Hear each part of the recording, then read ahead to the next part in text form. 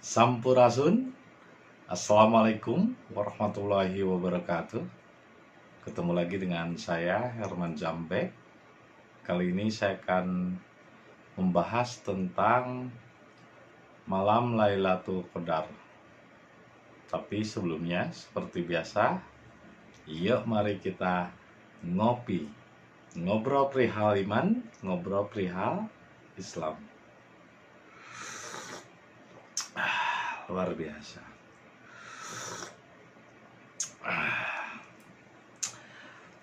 Jadi ya alhamdulillah ya bagi mereka yang menunaikan ibadah puasa saum di bulan Ramadan ini, kita menginjak ke hari 26 ya, dimana mungkin bagi orang-orang yang beragama ya, yang beragama Islam meyakini adanya Lailatul Qadar, turunnya Lailatul Qadar, sehingga pada malam-malam ganjil katanya akan turun malam Lailatul Qadar. Sebetulnya apa sih malam Lailatul Qadar itu? Sebetulnya malam Lailatul Qadar itu adalah malam dimana ketika manusia kembali ke fitrah, sehingga dikatakan Idul Fitri. Itulah perayaan manusia, perayaan hidup. Jadi disebut manusia ketika dia kembali ke fitrah, kembali ke jiwa, kembali mengenali dirinya, maka dia akan kembali ke fitrah. Nah, saum atau puasa itu sebetulnya tujuannya adalah untuk melatih jiwa dengan lapar, haus, dan dahaga. Tapi kenyataannya banyak orang yang saum hanya menahan lapar dan haus. Rubba so'imin ilal atau sawalju. Tapi esensi saumnya itu sendiri tetap tidak dapat. Tetap ia masih benci terhadap orang yang berbeda keyakinan dengan dirinya. Masih benci kalau beda agama. Masih benci kalau beda madhab. Nah, ini yang membuat hatinya tidak kembali ke fitrah. Hatinya dirasuki oleh penyakit. Nah, kalau di dalam hatinya udah ada penyakit, fi qulubihim maradun fazadahumullahu marado. Di dalam hatinya ada penyakit, maka semakin bertambah penyakitnya itu. Sehingga lama-lama ekspresi wajahnya akan muram. Wajahnya akan hitam. Ya itu nyata loh. Saya perhatikan ada di kampung saya tetangga yang iri, dengki gitu, benci sama orang. Lama-lama ketika saya perhatikan wajahnya menghitam, penuh dengan kemuraman. Jadi kalau ada orang lain iri, ada orang lain sukses, iri dia, dengki, dalam hatinya terus berkecamuk, memikirkan orang lain. Nah, bagaimana ia melakukan yang dinamakan saum atau puasa? Pada kenyataannya hanyalah menahan lapar dan haus, hanya melaksanakan tugas-tugas yang diperintah oleh agama. Jadi puasa bulan Ramadan itu adalah perintah agama. Oh tidak, katanya ini perintah Allah. Ya bertemu gak dengan Allahnya? Kenal belum dengan Allahnya gitu. Jangan katakan itu perintah Allah kalau misalnya belum merasakan kehadirannya di dalam diri kita. Jangan mengatakan pizza itu enak kalau kita belum pernah makan pizza. Jadi banyak orang yang sekarang berkata ini perintah Allah, padahal bukan perintah Allah, tapi perintah kitab, perintah agama.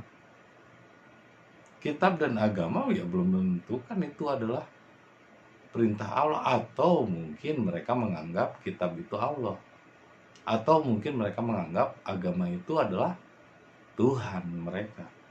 Kecuali kalau begitu, karena kenyataannya memang sekarang banyak orang yang bertuhan kepada agama dan bertuhan kepada kitab, juga bertuhan kepada ahli-ahli kitab. Nah, sedangkan kalau orang yang beranjak untuk mengenal diri, yang akhirnya jadi manusia, maka ditinggalkan semua jubah-jubah atau baju-baju kemelekatan seperti itu.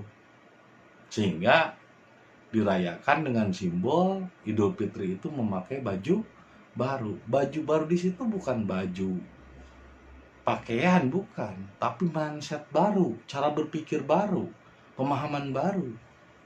Jadi pemahaman lama yang usang dan terdahulu ditinggalkan. Rasa curiga, benci, tidak ada rasa percaya. Ini seperti saya menemukan sebuah film judulnya Raya. Jadi ingat ya, oh hari raya Idul Fitri. Orang ketika hari raya dia menemukan sesuatu baru. Sesuatu rasa yang baru, yang bahagia. Akhirnya menggunakan pakaian baru. Nah, bukan simbol pakaian itu, bukan pakaiannya, tapi mindsetnya, cara berpikir, rasanya juga aja kembali ke fitrah. Tapi kebanyakan orang berpikirnya ya baju, beli baju buat lebaran gitu, beli baju buat anak, istri, dan lain sebagainya. Kalau saya, kenapa sih orang pada ribut masalah baju lebaran? Padahal saya tiap hari memakai baju lebaran. Ini kan ukuran saya itu double XL. X itu kacida, L itu logor, kacida logor. Nah, jadi saya pakai baju yang longgar, ya lebaran dah dikit, bajunya agak lebaran gitu. Ya tiap hari juga saya pakai baju lebaran. Orang pada ribut baju lebaran. Kalau baju lebaran berarti longgar, itu agak lebar gitu. Kalau pakai S kan seret, sempit. Jadi baju sempitan. Nah, kalau saya kan tiap hari juga pakai baju yang lebaran, ya. Jadi nggak pernah mempermasalahkan tentang simbol-simbol baju.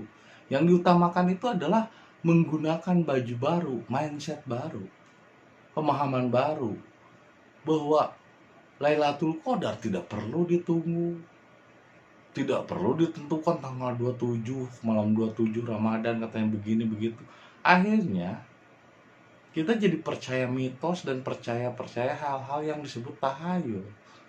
Sehingga Lailatul Qadar ini akhirnya disangka seperti makhluk.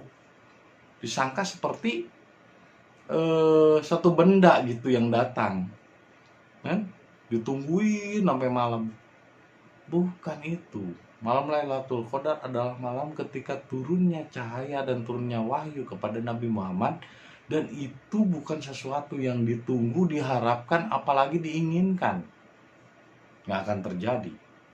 Itu sesuatu yang harus dilakukan ketika kita melepas baju-baju lama, baju-baju kuno, pemikiran-pemikiran kuno, pemikiran-pemikiran primitif. Seperti membenci perbedaan, itu pemikiran yang primitif. Karena di zaman dulu, seperti Gobin Pai, Kundun Pai misalnya, Butong dan lain sebagainya, ketika bertemu saling beradu. Karena apa? Karena mereka tidak mau menerima perbedaan. Begitupun zaman-zaman kerajaan kuno. Kenapa antara satu suku dengan suku lain saling berperang? Karena mereka tidak mau menerima perbedaan. Inginnya semuanya seragam. Kalau ada yang beda, berantem. Nah, ketika pemahaman tentang Islam itu harus seragam, ini ya apa bedanya dengan orang-orang primitif, orang-orang kuno? Nah, baju-baju primitif, baju-baju kuno yang udah usang itu harusnya diganti. Dilepas kemelekatannya dengan cara berserah diri, surrender atau Islam. Nah, dengan menyerah, maka di sanalah kemungkinan Lailatul Qadar turun kepada dirinya. Bukan berarti harus malam, bukan berarti harus di suatu tempat, bukan berarti misalnya di tempat di masjid, bukan, tidak selalu harus di suatu tempat. Itu adanya di dalam rasa diri kita yang tenang dan damai.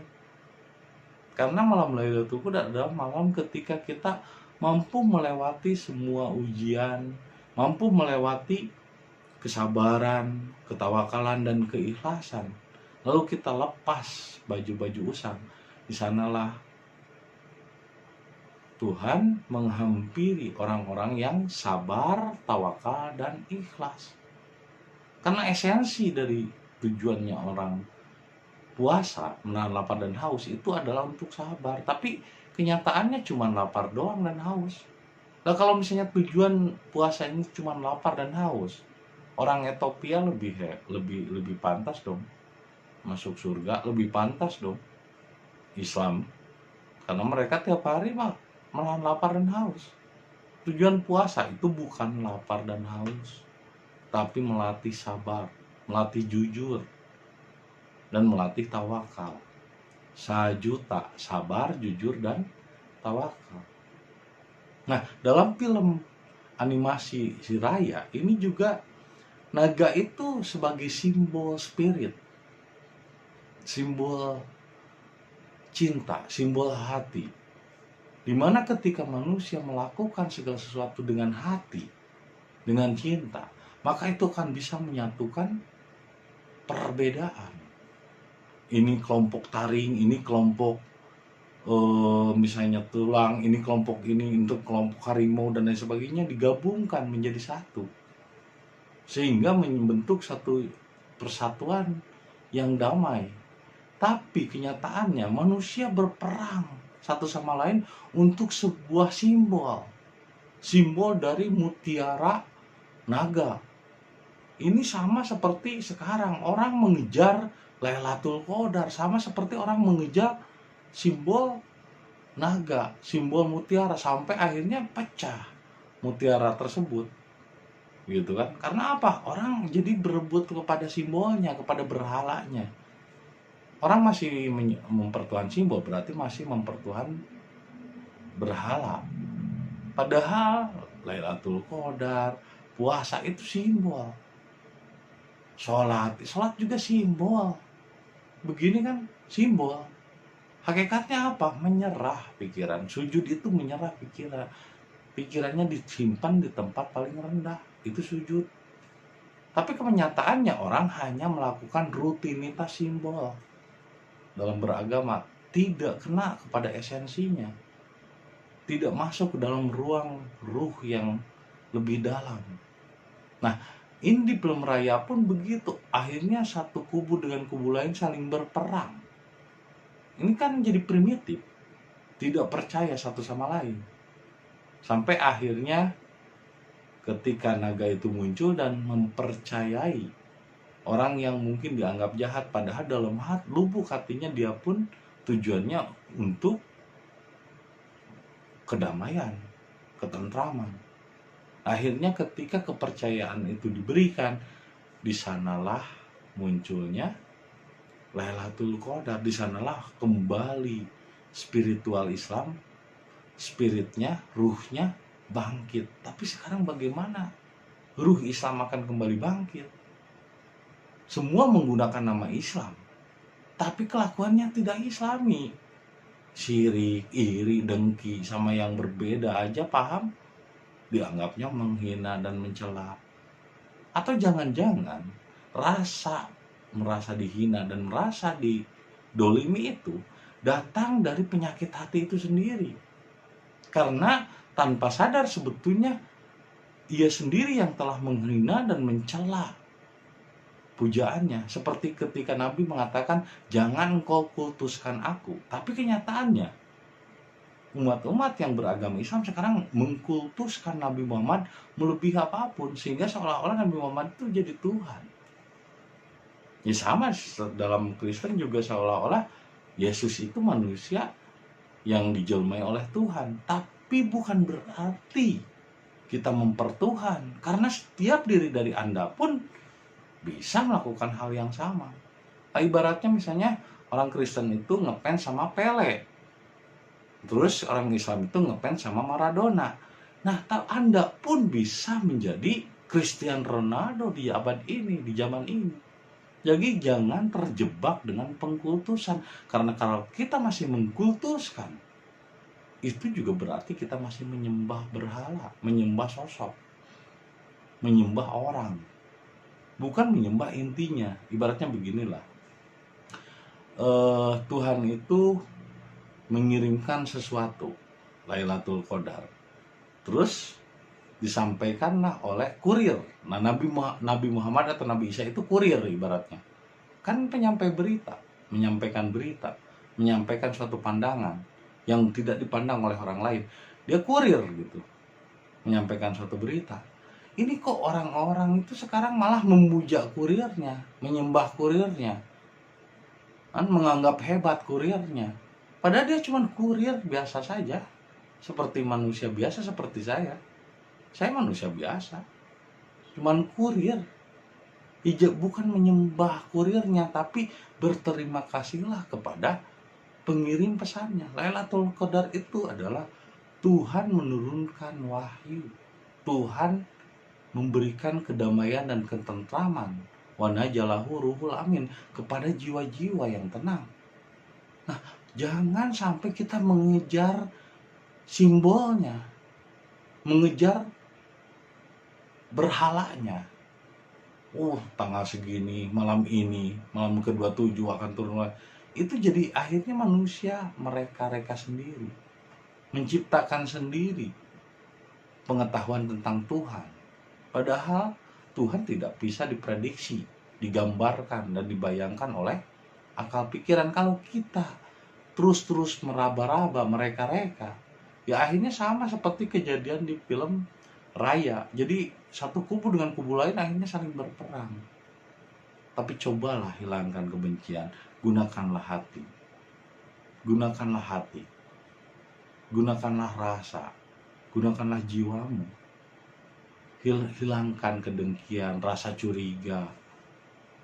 Itulah puasa yang sesungguhnya. Sehingga bagi mereka yang telah menghilangkan kemelekatan iri, dengki, benci terhadap perbedaan, maka ia ibarat melepas baju usang yang kotor dan menggantinya dengan baju baru. Semoga di hari raya ini kalian mendapatkan baju baru setelah Lailatul Qadar. Bukan berarti harus hari ini, hari itu, besok, malam, atau lusa, atau siang. Itu bukan tentang hari, tapi ketika Anda mampu berserah diri, melepas kemelekatan baju-baju lama, pikiran-pikiran lama, diganti dengan baju-baju yang baru, yang rasanya lebih segar, lebih fresh, dan tidak buruk sangka kepada siapapun. Tidak ada penyakit di dalam hati kita. Itulah kembali ke fitrah. Makanya saya tidak bisa mengucapkan selamat hari raya kalau tidak ada THR. Soalnya kalau nggak pakai THR, jadi selamat hari Raya, selamat hari Raya. Kan selamat hari raya harus pakai THR. Selamat hari raya, THR. Jadi kalau tidak pakai THR, selamat hari Raya. Itu cuman joking aja ya. Jadi cobalah tonton film Raya, judulnya Raya, Raya and the Last Dragon. Itu bagus itu kalau kita menyimaknya dengan rasa bahwa kecurigaan, kebencian, dan rasa angkuh akan memecah belah dan akhirnya menjadi chaos, menjadi kekeringan, dan menjadi kehancuran. Cobalah trust, percaya, saling percaya, cintai perbedaan, dan kita bisa kembali dengan cinta, kembali dengan rasa. Satukan umat manusia dengan cinta dan kasih sayang. Itulah hakikatnya Lailatul Qadar. Semoga apa yang saya sampaikan malam ini menjadi inspirasi dan hidayah bagi kita semua. Terima kasih atas kesetiaannya menonton video saya dan saksikan video-video berikutnya. Dan jangan lupa kopi ketika otak perlu inspirasi.